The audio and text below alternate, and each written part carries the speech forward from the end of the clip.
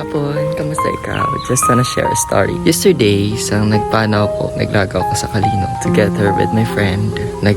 Agdaw ko sa Mavic's Place, isa sa paborito kong restaurant na ginakanan ko. Pag-abot ko tuya, I was shocked. Natiyagkali ang mga estudyante ko way back 2 years ago sa Mavic's Place. Nagnalakala sa napagkita na kanakan and I felt so very special. Kaduro-duro may realizations. Pag-abot ko sa balay, ginsan na nakanakan ang videos kung paano na ako nakita.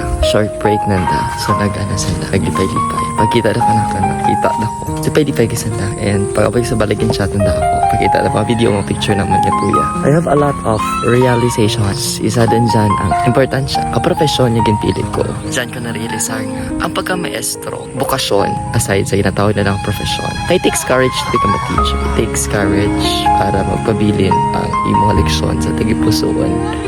Isa ka tao, nila binigyan ang estudyante ko. I have a lot of realizations kung nagbutang ka na sa sitwasyon niya. Na-realisar ko kung how important this profession is. How important na life is.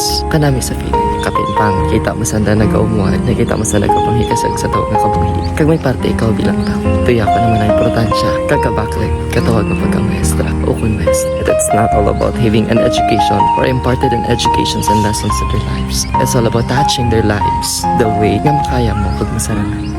But love, Sir Ronnie, God bless you.